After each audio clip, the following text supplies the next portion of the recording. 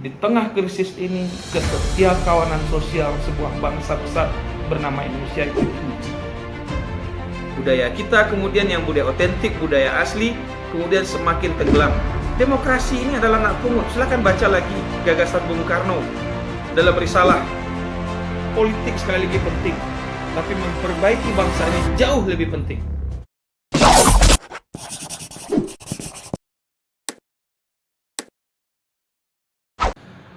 Halo, Assalamualaikum warahmatullahi wabarakatuh. Kita ketemu lagi di channel dan topik catatan otentik. Pada kali ini kita akan bahas yaitu tentang perlawanan terhadap imperialisme hukum, gagasan hukum otentik. Baiklah, para pemirsa yang budiman, mungkin ada yang heran kenapa judulnya imperialisme hukum. Orang identik ketika bicara imperialisme itu penjajahan, kolonialisme itu penjajahan. Saya akan bawa pikiran kita ketika Bung Karno ditawan di akhir Desember 1929, dibawa ke Bandung, kemudian pada tahun 1930 Bung Karno di Landrat Bandung kemudian membacakan pidato Indonesia Menggugat. Pidato ini menarik sebenarnya. Sayang, gagasan Indonesia itu yang sudah, ini bukan hanya pidato pembelaan Bung Karno beserta teman-temannya, yaitu pidato yang diucapkan oleh Bung Karno, yaitu pidato Indonesia Menggugat. Itu bukan hanya pembelaan diri Bung Karno, tetapi ini juga adalah pidato yang bicara tentang bagaimana Bung Karno mengungkapkan tentang perlawanan dan pembelaan terhadap Indonesia, harapan Indonesia ke depan. Menarik dalam pidato ini, Bung Karno menyampaikan tentang perlunya dilawan adalah sikap kolonialisme dan imperialisme. Ada catatan menarik oleh Bung Karno. Kolonialisme dan imperialisme bukan berarti, kata Bung Karno benci dengan orang asing, benci dengan negara-negara asing. Tidak. Karena sebagai sebuah negara, sebagai sebuah negara ke depan, Indonesia pasti butuh negara lain. Tetapi yang dikecam Bung Karno adalah sikap kolonialisme dan imperialisme. Apa yang dimaksud itu? Yaitu sikap yang ingin menguasai. Bung Karno kemudian dalam pidato Indonesia Menggugat,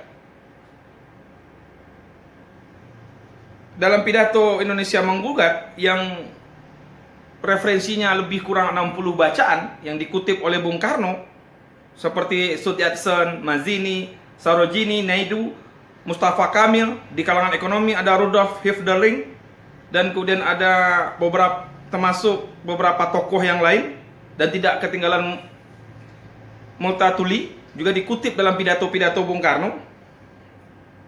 Dan pidato itu, naskahnya tidak hanya bicara tentang,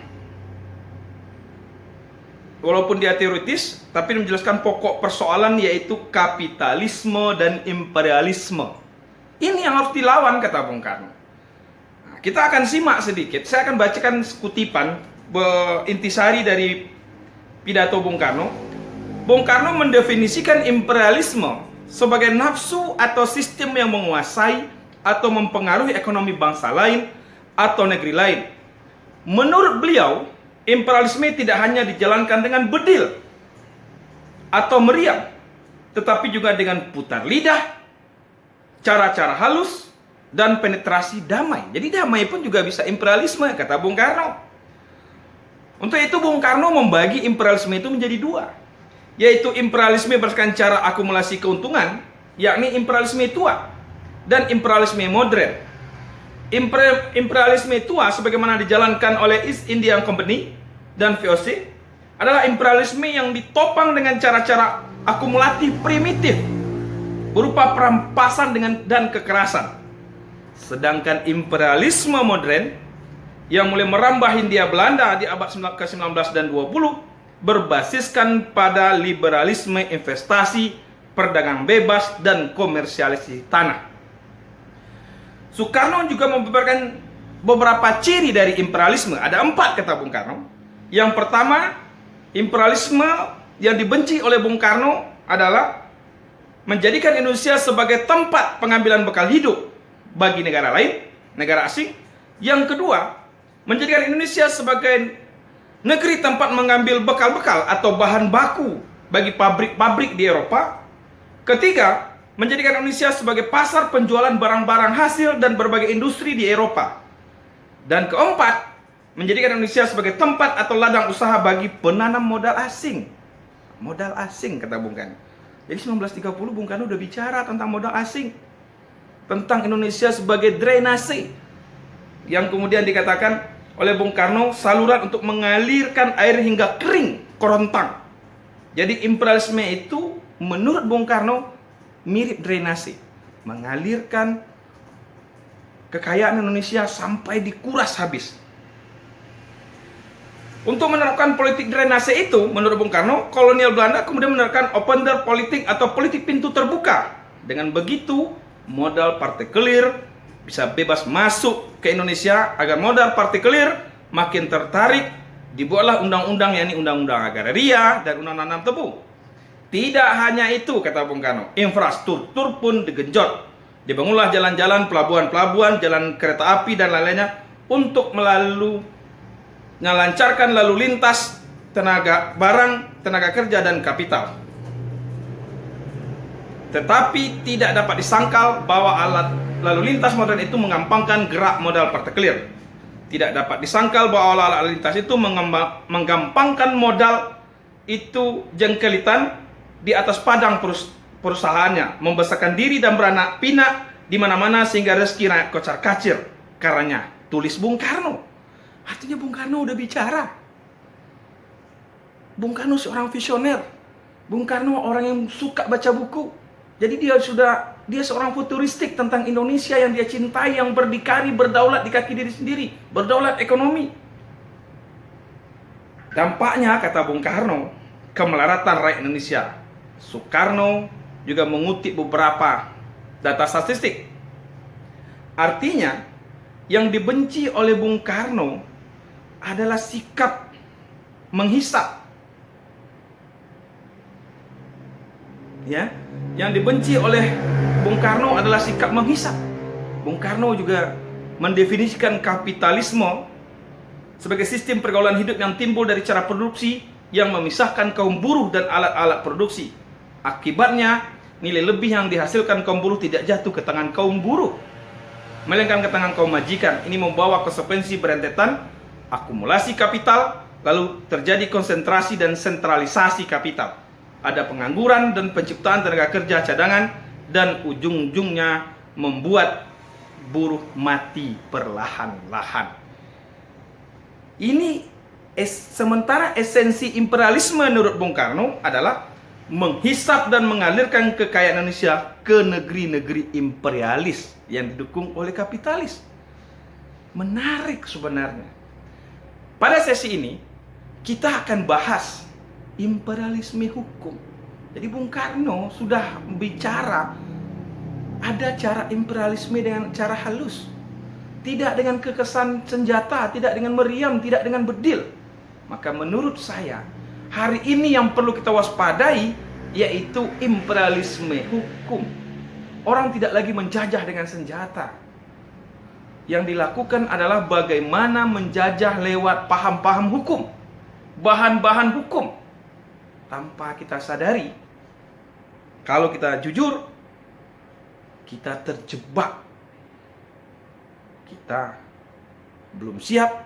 Kalau saya ingat mata kuliah ketika di Universitas Indonesia dengan Profesor Herman Rajagugu, beliau sampaikan, kita ini sebagai bangsa yang baru lahir 1945 itu disuruh langsung berlari, bertarung sejajar dengan negara-negara lain. Sementara negara lain sudah mau maju kepada industrialisasi, sudah mendekati welfare state, kita baru lahir disuruh langsung sebagai bayi yang baru lahir tahun 45 langsung disuruh berdiri berlari sekuat-kuat tenaga mengejar. Artinya persaingannya tidak imbang, tidak apple to apple. Kemudian kita sudah masuk, saya tidak orang ekonomi sebenarnya, tapi kalau kita baca-baca krisis tahun 98, kemudian apa yang terjadi di Indonesia hari ini tidak terlepas dari apa yang dijanjikan dalam perjanjian perdagangan bebas Organisasi Perdagangan Dunia atau WTO, World Trade Organization, atau yang kemudian dikenal dengan perjanjian GATT-nya itu. Harus kita sadari. Tetapi secara struktur ketatanegaraan ada yang menarik. Baru kemudian hari ini mata kita terbelalak. Kenapa? Tahun 98 tanpa sadar kita tahun 99 melakukan yang dinamakan dengan amandemen Undang-Undang Dasar 1945. Menurut saya, disinilah pintu masuk dari imperialisme hukum. Tanpa kita sadar, kita 4 kali melakukan amandemen, tetapi tidak berpijak dari gagasan berdirinya Indonesia. Tidak berpijak dari gagasan bagaimana Bung Karno, Bung Hatta, Syahrir, Yamin, Tan Malaka, Natsir, dan beberapa tokoh-tokoh bangsa lain membangun Indonesia. Termasuk beberapa tokoh, Kahir Muzakir dan lain-lain sebagainya. Bagaimana membangun Indonesia Supomo, ya, dalam pidato-pidato risalah gagasan Indonesia Merdeka. Hari ini kita tinggalkan itu. Ketika kita amandemen, waktu itu informasi kebebasan luar biasa. Yang terjadi apa? Yang terjadi adalah kita menerima makanan-makanan, bahan-bahan hukum yang masuk dari luar. Kita melihat demokrasi orang lain lebih bagus, maka kita adopsi. Demokrasi orang lain lebih hebat, kita ambil. Hukum orang lain lebih hebat, kita ambil. Hak azazi orang lain lebih hebat, kita ambil. Padahal kapan konstitusi kita lahir? 45. Duham berapa? Tahun 48. Bung Hatta sudah bicara tentang hak azazi manusia. Apa kata Bung Hatta? Bung Hatta, kita ingin hak azazi manusia diatur dalam konstitusi, tetapi tidak hak azazi berdasarkan pola barat, tetapi hak azazi berdasarkan apa yang ada bahan bakunya Indo-Indonesia. Gagasan Pancasila, kata Bung Karno, digali dari perut bumi Indonesia. Ini yang lupa selama amandemen, 4 kali amandemen Undang-Undang Dasar. Akibatnya apa? Hari ini setelah kita menikmati kebebasan demokrasi yang luar biasa, tanpa sadar bangsa ini bukan tambah kokoh, tambah kuat, tambah maju, tapi secara perlahan terjadi penggerogotan terhadap pilar-pilar berbangsa. Saya ingatkan lagi, terlampau banyak bahan-bahan hukum yang kita ambil dari luar, kita caplok, kemudian kita terapkan di Indonesia. Pertanyaan besarnya, apakah kemudian bahan-bahan baku hukum yang hebat dan bagus di negara lain cocok diterapkan di negara kita? Ini yang perlu kita waspadai. Tentang HAM, apakah kemudian HAM yang global kemudian cocok dengan Indonesia? Tentang demokrasi, apakah cocok dengan Indonesia? Dengan perdagangan, tentang kedaulatan ekonomi pasal 33 yang kemudian kita robah. Gagasan dari Bung Hatta pasal 33 adalah kekayaan dikelola oleh negara sebesar-besarnya secara kekeluargaan dan untuk kemakmuran bersama. Hari ini hasil kekayaan sumber daya alam kita digali dan dibawa keluar. Undang-undang penanaman modal yang menguntungkan investasi diciptakan. Apa yang kita dapat? Gaya hidup. Kita ambil gaya hidup. Sementara yang individualis, sementara kita adalah terdiri suku-suku bangsa yang masyarakatnya masyarakat komunal. Hari ini yang harus kita waspadai. Cara berpikir, cara hidup, dan cara berpakaian, kita sudah pakai pakaian orang lain. Sementara pakaian yang sudah kita terima dari leluhur kita, kita tinggalkan, termasuk makanan-makanan yang diwariskan oleh leluhur kita tinggalkan. Kenapa? Karena menurut kita orang lain lebih maju, maka untuk kita contoh. Saya tidak menolak kita untuk mencontoh, mengadopsi, tapi ingat, jangan sampai kehilangan nilai-nilai keindonesiaan. Pertanyaan besarnya hari ini adalah, kalau ada yang bertanya, apa itu Indonesia? Apa itu gagasan Indonesia? Maka kemudian ketika ada mahasiswa yang bertanya, Pak, apa itu Indonesia? Maka kemudian seorang teman, kemudian saya ilustrasikan sebagai akuarium. Di satu akuarium semuanya ada gado-gado kalau bahasa kita. Kita ngambil adopsi sistem civil law, common law, kita ambil ini, tanpa memikirkan apakah itu cocok dengan sistem dan perilaku hidup Indonesia. Untuk itu, sudah saatnya berpikir hukum otentik. Apa itu? Hukum yang lahir dari rahim Indonesia. Saya yakin masyarakat kita adalah masyarakat tradisional. Mereka punya sistem hukum, punya cara hidup, tetapi bukan kolot. Kita adopsi, kita modifikasi, sehingga kita ciptakan hukum berdasarkan kultur kita. Kita bicara tentang negara yang berbudaya, tetapi tanpa sadar budaya kita secara perlahan-lahan memudar. Hari ini budaya hukum Indonesia harus kita lahirkan kembali, kita suarakan lagi. Hari ini cita hukum Indonesia harus kita suarakan lagi. Banyak sarjana-sarjana hukum telah lahir dan keluar dari universitas-universitas hebat dunia. Tetapi kritikan saya adalah jangan tinggalkan gagasan Indonesia yang dilahirkan oleh founding father kita. Ini yang kita lupa. Sekali lagi, imperialisme tidak hanya dengan senjata, kata Bung Karno. Imperialisme juga bisa dengan cara dan lidah bercabang. Salah satunya, kalau saya ngambil apa yang diucapkan Bung Karno, yang harus kita waspadai adalah imperialisme hukum. Kita punya struktur ketatanegaraan, kita punya cara demokrasi, kita punya cara mengelola sumber daya alam, kita punya cara mengelola ekonomi, kita pakai dan itu yang kita tawarkan. Jangan terjebak pada kubangan yang sama. Bagaimana hukum Indonesia berdaulat?